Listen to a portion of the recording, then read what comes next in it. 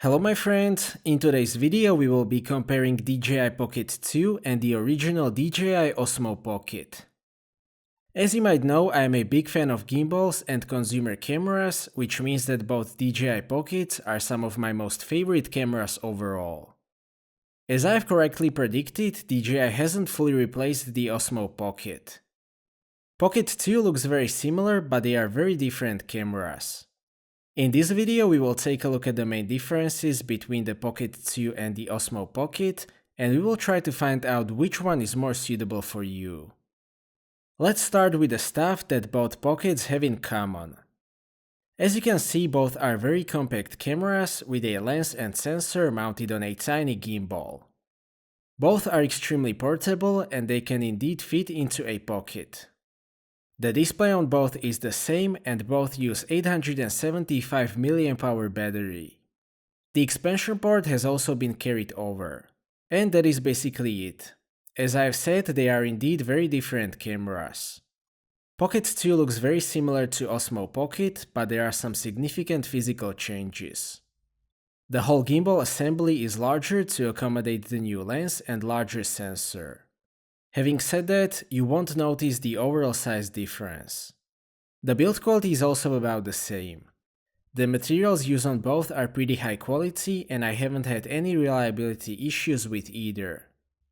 Pocket 2 also has a new dedicated power button on the right side, which means that the function button has a new functionality. There is also a mounting point for a lanyard. An important improvement is that the bottom part can be removed and replaced with some mounts and accessories. The case that comes with Pocket 2 is also completely new, but I will talk about that later. The sensor, lens and field of view are completely different, which is the biggest difference. The original Osmo Pocket uses a 26mm equivalent lens paired with 1/2.3-inch sensor. This is very versatile focal length, suitable for all-round use. It is what most smartphones use on the main camera, so you should be able to get the idea. I personally like this focal length, and it is also the main thing that differentiates the Osmo Pocket from action cameras. I think that it is also the main reason why the whole Pocket concept exists. At this focal length, the gimbal stabilization works more efficiently in comparison with electronic stabilization, which would also require noticeable cropping. This is why I was skeptical about 20mm on Pocket 2. After using it for about 5 months, I think that it makes sense and it is a good compromise. It is somewhere between the 26mm on Osmo Pocket 1 and 16mm on action cameras. It still looks more classy than action camera footage and it is more suitable for POV filming and vlogging. It is not possible to say which focal length is better. That depends on the subject, creative style and mostly the preference. For that reason, it is great to have an option to choose. My personal preference is actually 20mm. I found this focal length to be surprisingly interesting and versatile. A big advantage of Pocket 2 is the digital zoom. It uses so-called live cropping, which means that you are always getting real 4K resolution. You can use 1.3x zoom to match the field of view of Osmo Pocket. The image quality in that case is actually very similar. Even 2x zoom is surprisingly usable and it definitely increases the versatility of Pocket 2. Regarding the image quality, Osmo Pocket uses a standard 12MP 1/2.3-inch sensor. The video quality is in my opinion great. Specifically, it is much better than with action cameras thanks to 26mm focal length and better lens. The image quality has basically validated the whole Pocket concept and made it a very popular device. Pocket 2 basically uses the opposite approach. It uses much larger 1/1.7-inch sensor with 64MP resolution. Getting good 4K video quality from a high-resolution sensor is very difficult. For example, Samsung, Canon and GoPro have failed pretty bad at this in the past. Fortunately, DJI was able to get it right. Pocket 2 uses a quad-bar sensor which works in 16MP bint mode most of the time. DJI has done a great job on video processing. Pocket 2 shoots 4K video up to 60p and it looks great. In terms of details and overall image quality, it is among the best consumer cameras on the market. The video on Pocket 2 is more detailed in comparison to the original Osmo Pocket, but that one still looks great by 2021 standards. Pocket 2 also has an HDR mode, but as I've explained in my Pocket 2 update video, it is better to forget about it altogether. The next big difference is the stabilization. This is closely linked to the field of view. Wider field of view is always easier to stabilize on any kind of camera. The efficiency of the gimbal is very good on both.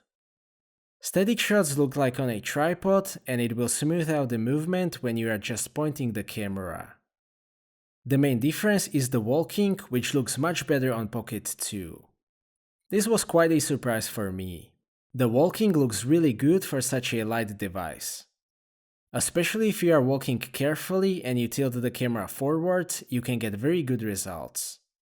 You can also get decent walking shots with the Osmo Pocket, but here you really need to know how to walk smoothly and avoid the FPS video game effect. As I've explained before, the gimbal is still the most advanced method of stabilization. It has multiple follow modes with adjustable speed, it can keep the horizon leveled, track an object, and so on.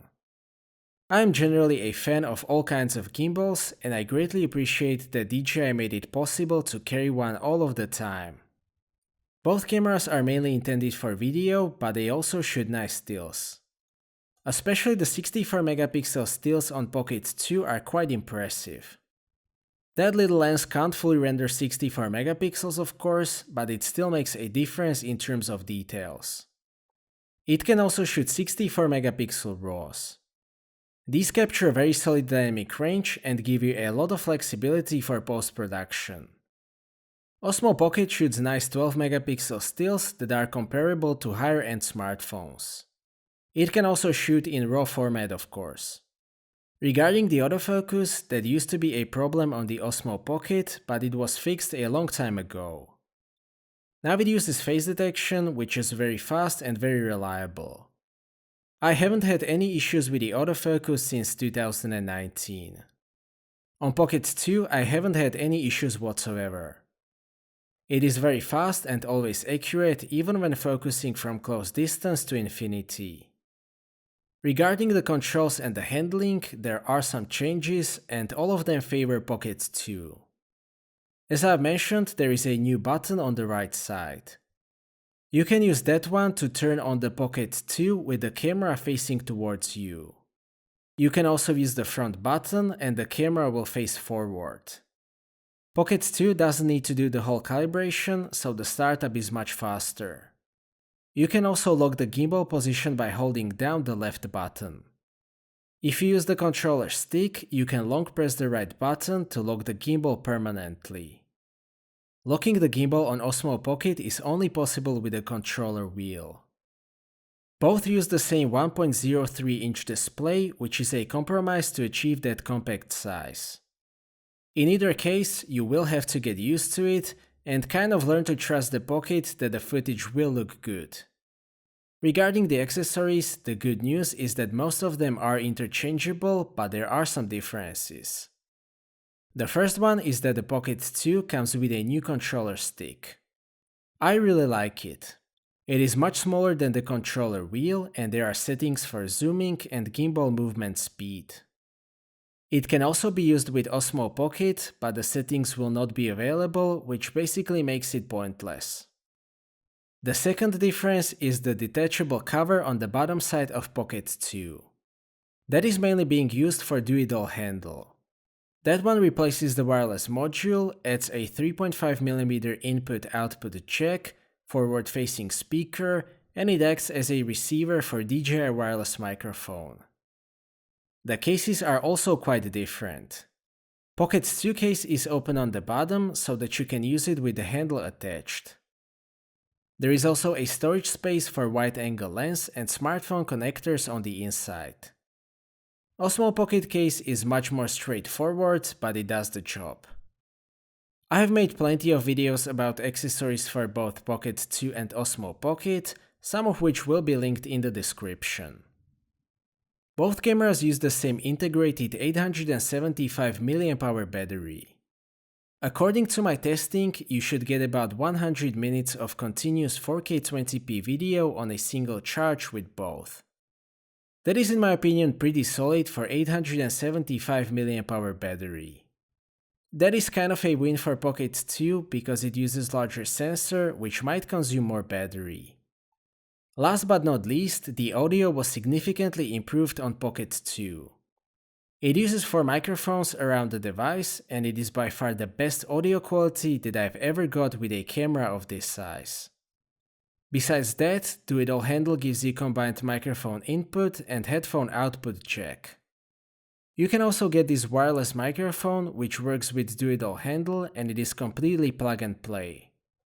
The original Osmo Pocket still has very good audio quality, just not as good as the Pocket 2.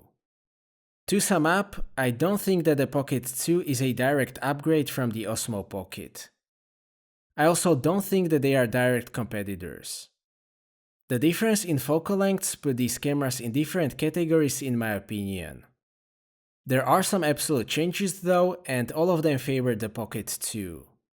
Those are the larger sensor, better image quality, audio quality, new function buttons, new accessories, and so on. Particularly important advantage is the zoom. Thanks to that large high-resolution sensor, it is very usable and useful. It can actually give you that 26mm Osmo Pocket focal length.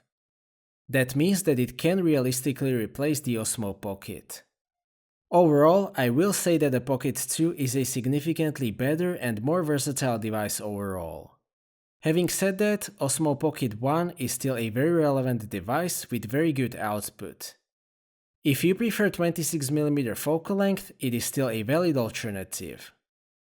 So that's it for this video, thank you for watching, I hope that you liked this video and that you found it to be useful.